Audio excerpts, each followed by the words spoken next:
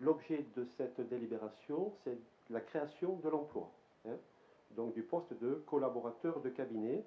Ce n'est pas... Oui, Monsieur Callas? Monsieur le maire, je suppose que je ne connais pas vos intentions, mais je vois que la personne qui occupait ce poste jusqu'à maintenant est présente dans la salle. Donc je ne sais pas quelles sont vos intentions, mais si vous proposez de confier le poste à la même personne, j'aurais trouvé normal qu'au moins pendant cette délibération, elle s'absente de la salle. C'est en général comme ça que l'on fait quand on fait des recrutements. Oui. Alors, il n'y a pas d'obligation, Monsieur Calès, mais pour autant, on peut consentir à votre demande. Par déontologie. Mais il n'y a pas de, voilà, il n'y a pas d'obligation à faire. C'est la raison pour laquelle je consens tout à fait à ça. Il n'y a pas de souci par rapport à ça. Merci. Voilà. Donc, je disais. Donc, l'objet de la délibération, c'est la création du poste de directeur de cabinet. Ce n'est pas de fixer la rémunération aujourd'hui de cet emploi. Pour autant, s'agissant... Alors, je rappelle que la fonction de directeur de cabinet existe à Cabreton depuis 2005. Elle est absolument nécessaire, indispensable, car tout le monde sait que nous sommes une commune surclassée, vers 40 000 habitants, qui nécessite effectivement d'avoir un tel emploi. Donc pour participer notamment à la réalisation suivie du projet municipal et contribuer donc à la dynamique de l'équipe municipale, notamment. Il est indiqué que s'agissant de la rémunération de cet emploi, celle-ci bien sûr est encadrée par les textes, notamment, et que, grosso modo, pour dire les choses simplement, cette rémunération est plafonnée à la fois dans sa partie indiciaire et dans sa partie indemnitaire à 90% de l'indice terminal du grade le plus élevé dans la collectivité, qui est bien sûr aujourd'hui celui du directeur général des services. Donc ça vaut pour les deux volets, le volet indiciaire et le volet indemnitaire. Vous avez à titre indicatif l'indemnité donc maximale qui vous est donnée sur la partie régime indemnitaire. Bien sûr, il est précisé que ce contrat est un contrat à durée déterminée qui prend fin au plus tard, en même temps que le mandat de l'autorité territoriale. Voilà, c'est un emploi, donc effectivement, un emploi à durée déterminée, comme le sont tous les emplois de directeur de cabinet. Voilà. Y a-t-il des observations ou des commentaires ou des questions de votre part, Monsieur Calès? Monsieur le maire, oui, je comprends bien qu'il est indécent de donner le salaire de la personne que l'on va embaucher. Pour autant, vous allez nous demander de nous prononcer sur un impact sur le budget de la commune sans que l'on connaisse le montant global de la somme qui sera affectée à cette fonction. Or, on en avait quand même un ordre de grandeur dans la délibération qui avait eu lieu en 2014, puisque il avait été indiqué que sa rémunération serait un indice brut 890 majoré 725, ce qui donnait à peu près la fourchette à laquelle il serait, dans laquelle son salaire serait fixé. Et partant de là, on avait quand même une idée du poids de ce poste dans le budget. Donc je regrette qu'on n'ait pas, avec ce document, des indices qui nous permettent de calculer le poids que peut avoir ce poste dans le budget de la commune. D'accord. Je répète que l'objet de la délibération, hormis la création de poste, c'est d'abord la création de poste. Et c'est en même temps de rappeler les limitations de la rémunération de cet emploi. Aujourd'hui, je ne sais pas quelle sera la rémunération qui sera donnée à cet emploi de collaborateur. Ce n'est pas le temps de la fixation de la rémunération réelle. Ce que je peux vous dire simplement, c'est que lorsque le poste sera pourvu, premièrement, et lorsque la rémunération aura été arrêtée avec les limites qui sont précisées ici, bien sûr, il y aura une communication, mais cette communication ne portera que sur la partie indiciaire. La partie indemnitaire étant à la discrétion du maire. Toujours dans les limites qui sont précisées dans la délibération, ça va sans dire. Voilà, donc il y aura une information qui sera donnée. Okay. Mais aujourd'hui, M. Calès, aujourd'hui, je ne sais pas. je ne sais pas quelle sera la rémunération qui sera donnée à cet emploi. Je comprends bien. Je ne parlais pas de rémunération, je parlais du montant qui sera affecté au budget, puisque si j'ai lu le décret auquel vous faites référence, qui est le décret 87 004, indique dans l'article 3, je ne vais pas vous lire tout le décret, Oui. que l'inscription du montant des crédits affectés au budget à de tels recrutements doit être soumis à la décision de l'organe délibérant. C'est ce que nous faisons. L'inscription du montant des crédits affectés. Oui, mais ce montant, je vous le dis, vous sera donné et fera l'objet effectivement d'une décision pour l'inscription budgétaire. Oui, bien sûr. Bon, donc au moment du vote du budget, on aura donc une information sur le montant global de... Tout à fait. Alors, à titre indicatif, sans vouloir anticiper sur les prochains conseils municipaux qui nous attendent, sont des conseils budgétaires, comme vous pouvez vous en douter, et comme partout. Hein. Et puis suivront certainement ceux après, là je m'adresse aux délégués communautaires, ceux de la communauté de communes, donc ça veut dire que ça va s'enchaîner très vite et très rapidement. La prochaine séance traitera des orientations budgétaires et il est probable que celles qui suivent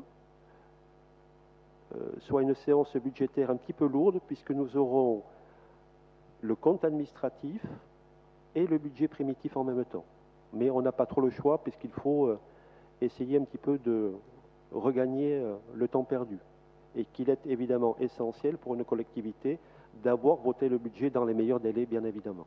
Voilà, c'est ce que nous ferons au cours des séances à venir. Là-dessus, est-ce que nous pouvons délibérer? Alors, je soumets donc cette délibération au vote. Y a-t-il des oppositions? 7 oppositions, des abstentions. Ce dossier est adopté. Je vous remercie. Pour terminer, donc, les délégations de pouvoir au maire. Bon, c'est une délibération type de début de mandat, puisque par délégation du conseil municipal, le maire est amené en tant qu'exécutif de la commune à exercer un certain nombre de compétences déléguées par le conseil, prévu l'article L 2122-22 du Code général des collectivités. Évidemment, ces délégations consenties au maire le sont pour faciliter la gestion et l'administration de la collectivité, et ainsi le maire, sur des, là aussi, je dirais, bien précisé par le Code général des collectivités, peut ainsi prendre des décisions dont il a à référer, bien sûr, au conseil municipal, sans pour autant être à chaque fois obligé de réunir le conseil municipal, ce qui est assez logique. Alors, évidemment, je ne vais pas rentrer dans le détail, je suppose que vous l'avez regardé, des mesures, donc, des délégations qui sont, une fois de plus, des délégations type, qui sont données au maire, de dire qu'il n'y a quasiment pas de changement par rapport aux délégations du mandat précédent, sauf, alors je vais attirer tout d'abord votre attention sur le point numéro 25, que je vous propose de retirer parce que vous avez pu voir qu'il s'agit d'une délégation relative donc à la constitution d'aires de stockage de bois dans les zones de montagne. Donc on n'est pas vraiment concerné.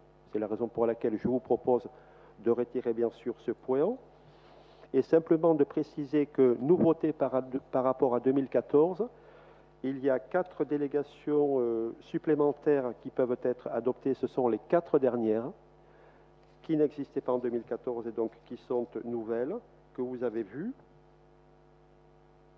Donc les points 26, 27, 28 et 29.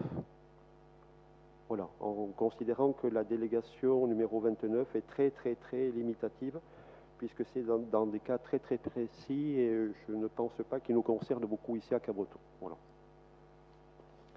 Bon, très schématiquement, rapidement, un petit peu les éléments, je dirais, les éléments de présentation. Voilà. Donc, si vous avez des observations ou des demandes à formuler, Monsieur Calès. Merci, Monsieur le maire. Oui, effectivement, j'ai bien vu que la délégation du pouvoir du maire reprenait l'article du Code général des collectivités territoriales, dans tous ces articles, y était rajouté un certain nombre de sommes quand même. Et j'ai regardé en particulier les sommes qui avaient pas mal changé. Je regardais l'article 2 par exemple. Vous aviez fixé des limites pour les tarifs des droits de voirie, etc. et stationnement. En 2014, ils étaient de 1 500 €. Oui. Donc, je n'ai pas vu dans les délibérations précédentes qu'il y avait eu de modification de cette délégation. Et donc, on passe donc de 1 500 € à 24 000 €. Donc, c'est un coefficient de 15. Et je voulais savoir qu'est-ce qui justifiait cette augmentation importante entre 2014 et 2020. Oui, alors c'est une des modifications effectivement sur les montants qui étaient précédemment consentis en termes de délégation au maire. L'explication pourquoi de 1 500 à 24 000, c'est parce que 24 000, c'est le seuil de fixation du montant des locations sans être obligé d'avoir l'avis préalable du service des domaines. Donc on s'est simplement aligné là-dessus. Voilà, c'est l'explication. Ce qui n'était pas applicable en 2014. Ce qui n'était pas le cas en 2014. Donc c'est un simple alignement sur la procédure de consultation obligatoire du service des domaines qui, en dessous de 24 000, n'est pas obligé. D'accord. J'avais un autre commentaire ou une question plutôt sur l'article 4 concernant la préparation, la passation, l'exécution et le règlement des marchés. En 2014, puis au cours de 2 révisions de la délégation de pouvoir, il y avait des limites qui étaient indiquées tant pour les contrats de fourniture et de services que pour les fournitures de travaux. Et là, vous n'avez pas indiqué de limite. Donc, ce qui veut dire que soit elles sont définies légalement, soit vous avez une entière liberté jusqu'à quelle que soit la somme. Non, elles sont définies en fait légalement, M. Callas. C'est-à-dire que la délégation que vous avez ici, elle est évidemment encadrée par la réglementation propre aux différents marchés publics. Vous savez qu'en fonction des marchés et des montants, il y a des obligations réglementaires d'abord de publicité et ensuite d'attribution. Je précise que ça vaut essentiellement pour les marchés à procédure adaptée, inférieurs donc à 40 000 €, et que dans les autres cas, le passage obligé, c'est celui de la CAO, de la commission d'appel d'offres. Donc vous voyez que tout ça est bien encadré dans les faits. D'accord. J'avais aussi une question sur l'article 16 concernant les actions en justice. Vous aviez indiqué en 2014 que les montants étaient limités, enfin la délégation était pour un montant limité à 15 000 €. Est-ce que c'est toujours le cas ou le montant a été révisé? Non, parce que là on s'est recalé par rapport là aussi, il y a une modification. Et comme vous avez pu le voir, donc c'est 1 000 € pour les communes de moins de 50 000 et donc c'est 1 000 pour les communes de plus de 50 000. Donc ça a été fortement réduit.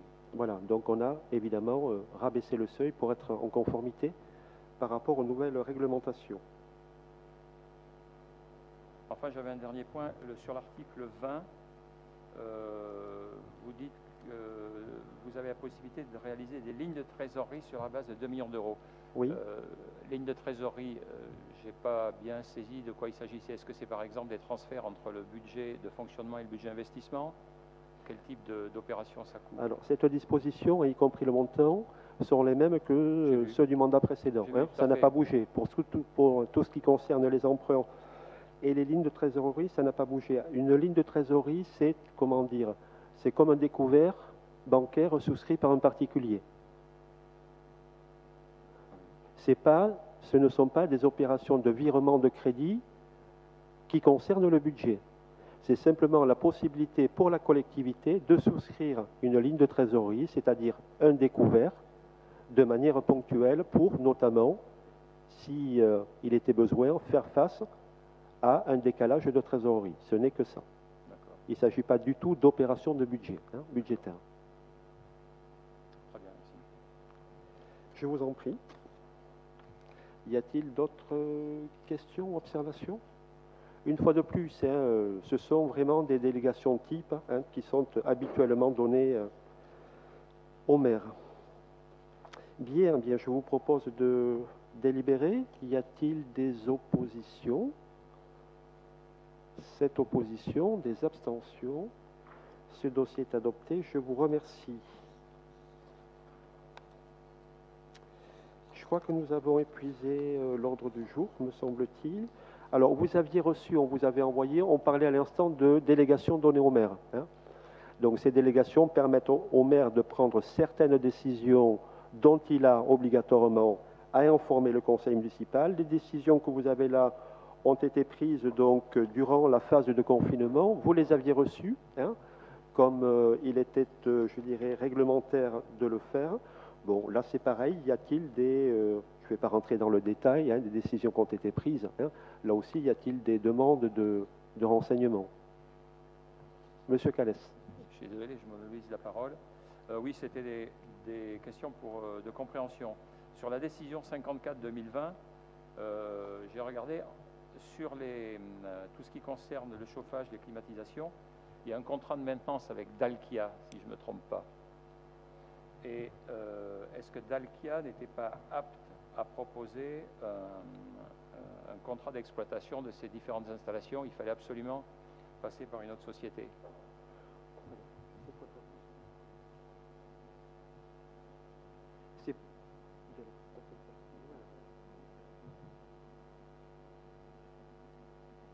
Oui, c'est pour affiner le marché, si vous voulez. C'est pour affiner le marché, c'est pour définir le cahier des charges. D'accord. Hein, c'est pour ça. Et après, il y aura un suivi, effectivement. Ok, merci. Moi, j'ai une question. Oui, Madame Lux, vous avez la parole. Concernant la décision 56, vous parlez des tarifs municipaux qui ont été fixés pour l'année 2020. Est-ce que vous pouvez nous donner des précisions par rapport à ces tarifs et éventuellement nous faire passer les montants? Bien sûr, vous aurez l'ensemble des tarifs municipaux qui vous seront communiqués. C'était simplement pour dire ici que en fait, les tarifs 2019 n'ont pas été modifiés. Ils sont les mêmes, restés les mêmes, sauf les travaux de les concessions funéraires qui ont été très légèrement augmentées, très légèrement, et les tarifs du festival du jazz qui ont, eux, été revus à la baisse. Voilà. Mais autrement, il n'y a aucune modification dans les tarifs 2019. Mais bien sûr, vous aurez l'ensemble des tarifs municipaux. Monsieur Larrieux. Oui, monsieur le maire, merci. Je voudrais une petite précision sur la décision 61 et le montant hors taxe de la dépense de 38 38,64 par rapport à l'éloignement des volatilles. Oui. Est-ce que c'est le même système qui est installé au Boudigo? Est-ce que c'est autre chose et sur quel site? Oui, alors, les travaux là dont on parle, j'ai bien aimé l'expression, moi aussi, l'éloignement des pigeons. Bon. En fait, ce sont des travaux à la fois de nettoyage, d'isolation et de comblement des fissures ou des interstices par lesquels les pigeons rentrent, et ça concerne deux bâtiments importants. C'est le mur à gauche et c'est la salle Nelson Payou. Donc on fait les travaux nécessaires pour faire en sorte que nous n'ayons plus d'intrusion de pigeons qui font des dégâts qui sont quand même assez importants.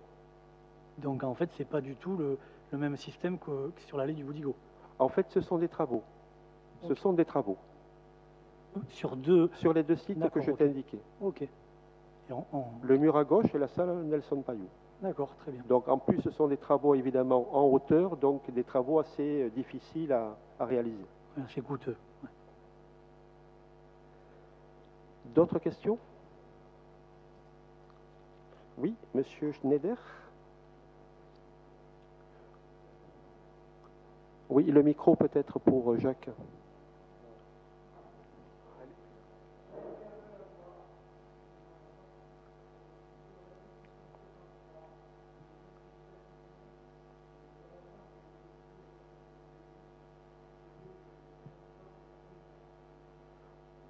Oui.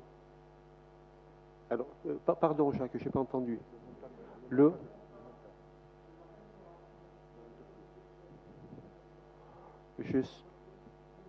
Les informations vous te seront données. Je suis désolé, mais je n'ai pas tout en tête comme ça, mais voilà. Simplement, là, cette décision, c'est qu'en fait, on a lancé une consultation pour renouveler le marché. Cette consultation est tombée dans la phase de confinement. Il n'y a pas eu de réponse. Il n'y a pas eu de candidat. Donc ce que nous avons fait, c'est simplement de prolonger le contrat sur une durée d'1 an pour, en 2021, relancer un nouveau marché.